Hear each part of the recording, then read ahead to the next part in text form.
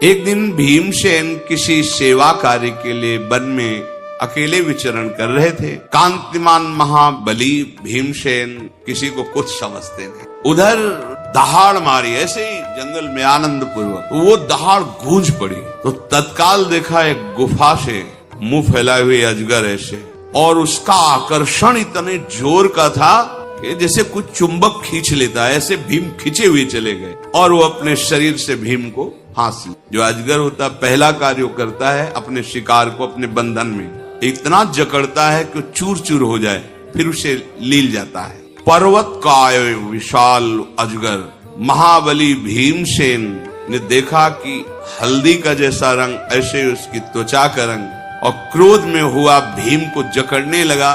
भीम ने अपनी बहुत ताकत लगाई पर कुछ काम नहीं कर रहे उसकी जकड़ के आगे। भीमसेन का शरीर शिथिल होने लगा, अचेत होने लगे, कोई बल काम नहीं कर रहा।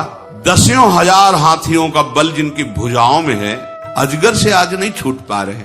तेजस्वी भीम ने अपने को जब देखा कि अब तो बस ये लील ही जाएगा, अपने पास में नागपाश में बांध लिया। घोर प्रयत्न किया, भीमसेन किसी भी प्रकार सर्प के उस पास से बाहर नहीं निकल सके। भीम ने सर्प से कहा कि मैं निश्चित कह सकता हूं कि आप कोई सिद्ध हैं या वरदानी हैं, नहीं तो कोई ऐसा नहीं है कि जो मुझे बांध सके। मैं धर्मराज युधिष्ठिर का छोटा भाई, महाराज पांडु का पुत्र भीमसेन हूं। दसियों हजार हाथियों का बल हमारी भुजाओं में है। जैसा आपने जकड़ रखा है ऐसा कोई त्रिभुवन में मुझे बांध नहीं सकता। सैकड़ों अजगर मेरे सामने कुछ नहीं है। सैकड़ों केसरी, सिंह, व्याघ्र, महेश, गजराज एक साथ मिलकर आ जाए, सबको मैं भुजाओं की टक्कर से रौंद दूं। कोई भी त्रिभुवन का राक्षस, पिशाच, महाबली, नाग भी ऐसा नहीं जो मुझे बांध सके।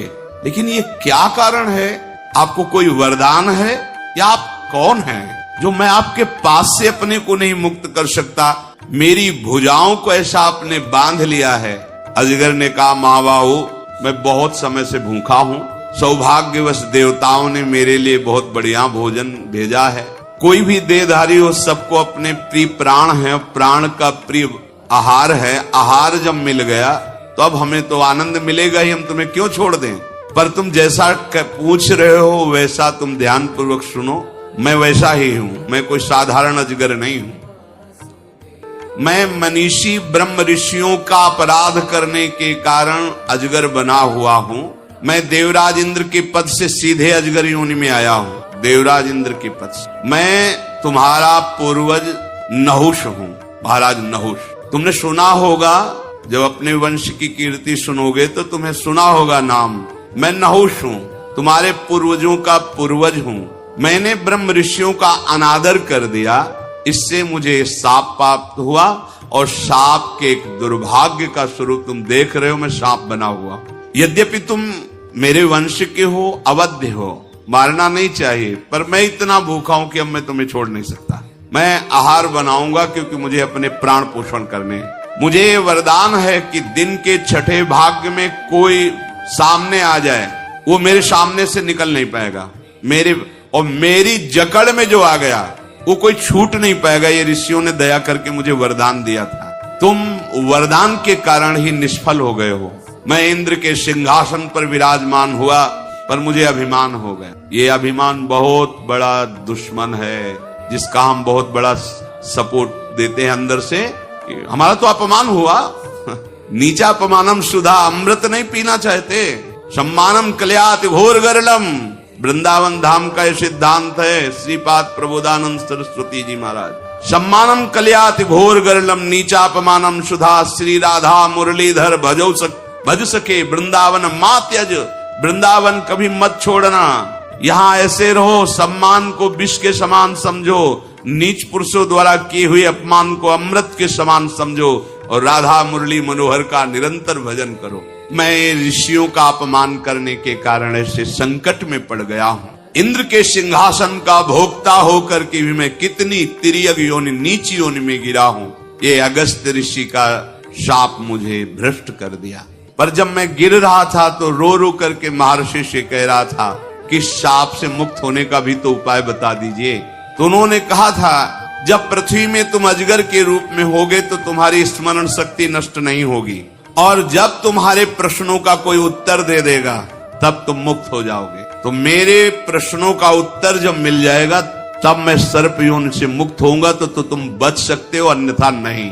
और उन्होंने कहा था तुम जिसे सामने आएगा पकड़ लोगे तो चाहे स्वयं बल ही क्यों ना हो मूर्तिमान, उसका धैर्य खो जाएगा और वो तुमसे छूट नहीं पाएगा, तुम्हारा आहार बन जाएगा। इस प्रकार उनके कहने के कारण तुम्हारा बल काम नहीं कर रहा। वस्तुतः तुम जैसा कह रहे हो वैसे ही बली हो। हजारों अजगर, हजारों सिंह, हजारों हाथी आ जाए तो भी भीम का कुछ नहीं बिगाड़ सकते। महाद्युते, मैं बड़ा दुष्कर्मी हूं, पश्चाताप हो रहा है। देवराज इंद्र के पद पर बैठ करके मैंने इन ब्रह्म ऋषियों से पालकी जुतवाई। ऊपर वो बैठे पालकी में ब्रह्म ऋषि, ये अभिमान कुछ भी करवा लेता है, बहुत होश। हम देखते हैं सूक्ष्मता से कि जैसे धन के बल से मुनीम रखा जाता है, धन के बल से नौकर रखा जाता है, ऐसे धनाभिमानी जन विरक्त साधुओं को भी समझते हैं। जब ये पता चले कि मैंने जीवन में जो कमाया, जो कुछ हुआ, उसका तो यहाँ कोई महत्व ही नहीं है, तब तो हमारी साधुता। अगर हमें नाम का बल नहीं, अपने आराध्य देव का बल नहीं है, तो वेश रखने से मतलब क्या रहा।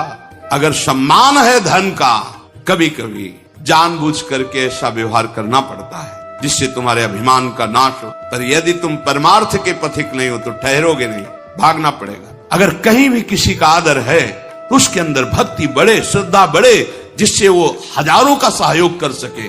किसी के ऐसे नहीं कि तुम नहीं, अगर ऐसा हो तो अपने जीवन को धिक्कारना चाहिए। हमारा जीवन कहां आ गया, इसके लिए हम भगवत मार्ग में नहीं। हमारा उद्देश्य है भगवत प्रेम, भगवत प्राप्ति।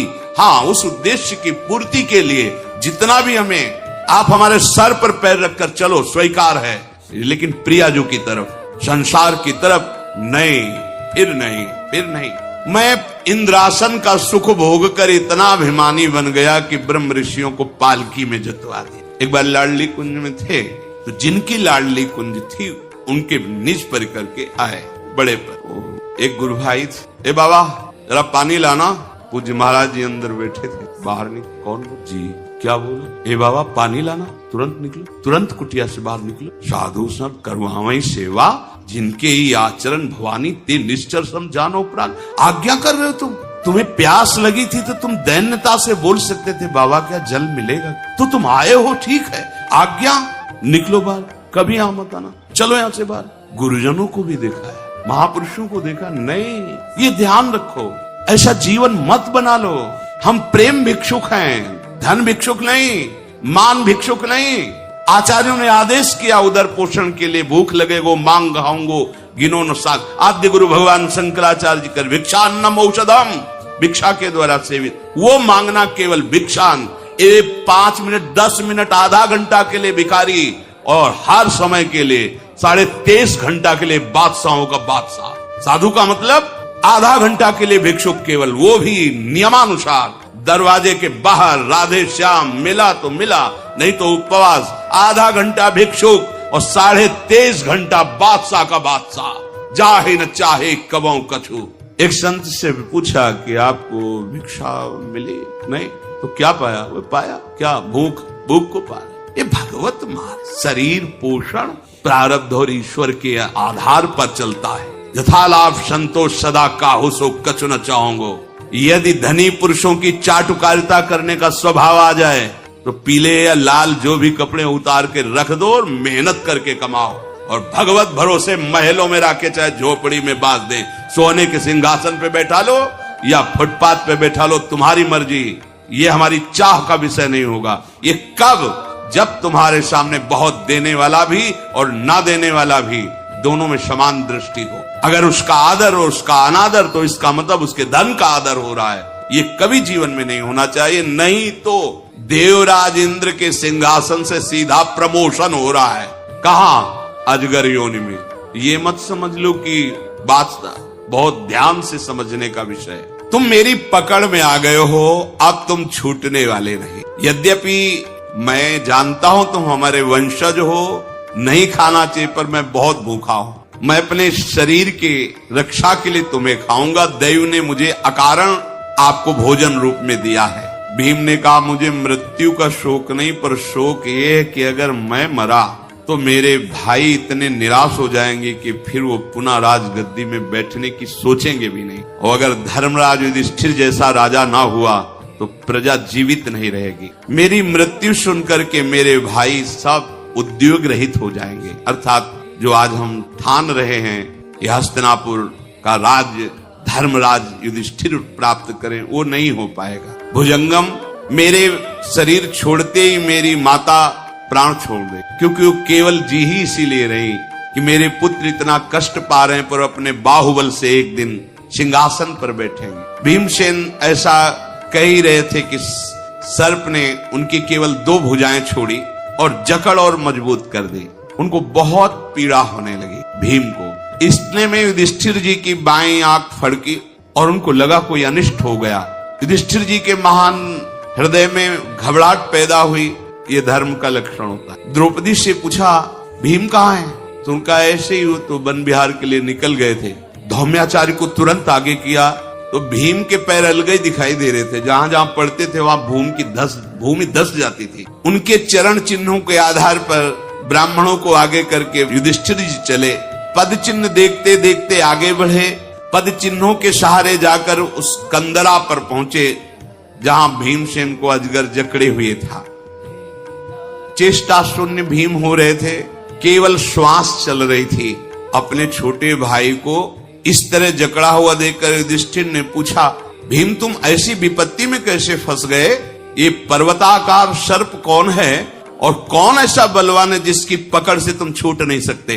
भीम बोले, ये सर्प के रूप में महान शक्तिशाली देवराज इंद्र के पद पर अभिषिक्त हो चुके महाराज नहुष हैं, जो शाप के कारण अजगर बन चुके हैं और ये मुझे आहार बनाने के लिए पकड़ लिया है। युधिष्ठिर जी ने हाथ जोड़ा और कहा, महाराज आप जानते हैं हमारे आप पूर्वज हैं, आप मेरे भाई को छोड़ दें, मैं आपकी भूख मिटाने के लिए जो कहेंगे वो आपको दूंगा। सर्प बोला, राजन ये आहार मुझे दैव ने दिया है, तुम्हें यहाँ नहीं ठहरना चाहिए, नहीं जाओ, तुम भी मेरे आहार बन जाओगे। समय आने वाला है, दिन का 6वां भाग जो मेरे सामने आ जाएगा मेरा आहार बन जाएगा, इसलिए मैं तुमसे कहता हूं भाग जाओ तुम, ये भाई तो नहीं बचेगा तुम्हारा। मेरा नियम है, मेरी अधिकृत भूमि के अंतर्गत जो आ जाएगा वो मेरा भोजन बन जाएगा। मैं बहुत काल से भोजन नहीं प्राप्त किया हूं, तुम्हारे भाई को छोड़ूंगा नहीं। युधिष्ठिर ने कहा, तुम कोई देवता दैत्य या सर्प नहीं हो। जब पता चल गया है कि तुम हमारे पूर्वज हो तो आपको कृपा करनी चाहिए। देखो आपने बड़े बड़े यज्ञ किए हैं, स्वाध्याय किया है, तपस्या की है, सत्कर्म किए हैं, निष्कंटक देवराज इंद्र के पद पर बैठे हैं, आपको ऐसी गति कैसे प्राप्त हो गई? तो उन्होंने कहा कि मैंने जो ब्रह्म ऋषियों से सेवा ली, पालकी ढुलवाई, उसका मुझे परिणाम मिला है कि मैं अजगर बना हूं, मैं ऐसी अवस्था में पहुंच गया हूं। युधिष्ठिर ने कहा कि तुम्हारी इच्छा क्या है? तो उनका, मैं इस योनि से तभी छूट सकता हूं, मेरे प्रश्नों का उत्तर तुम दे दो, मैं भीमसेन को छोड़ दूंगा क्योंकि मैं सर्प योनि से मुक्त हो जाऊंगा।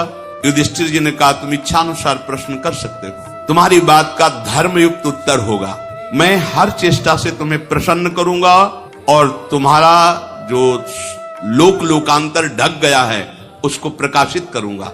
सर्प ने कहा कि मैं ब्रह्म ऋषियों का जीवन जानना चाहता हूं, तुम ही जानते हो उस तत्व को, किसे कहते हैं ब्रह्म